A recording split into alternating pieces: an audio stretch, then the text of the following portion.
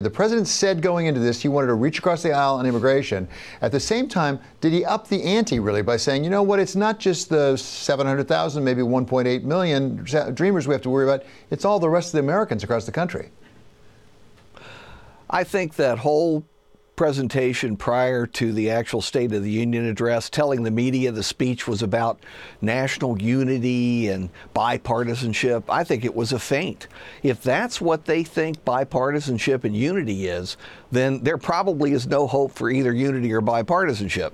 There was, other than a few words tossed in here and there without substance that meant nothing out of context, I don't think there was anything unifying about the speech on immigration or anything else, and on immigration it was particularly divisive. We'll talk about that particularly because he had those terrible stories of MS-13, this gang, and the parents of the daughters who were killed, and it really tugged at your heartstrings. It had to. At the same time, does that really give the president sort of political high ground in this immigration debate to say, wait a second, Americans, you got to be worried about people coming and killing your children? It gives him the high ground with his base. And that's what this was all about. That was the hidden purpose of this speech that wasn't articulated in advance. I think Trump, probably rationally, and the Trump political advisors have realized there is virtually no chance of Donald Trump expanding his coalition. There aren't going to be any Democrats supporting him in the population as a whole or in Congress, and independents for the most part have decided against him. The key to his political future, including in November when Congress is on the ballot, is in getting the base enthused enough to have a disproportionate turnout, exactly what occurred in 2016 to put him in the White House. That's the key for Trump.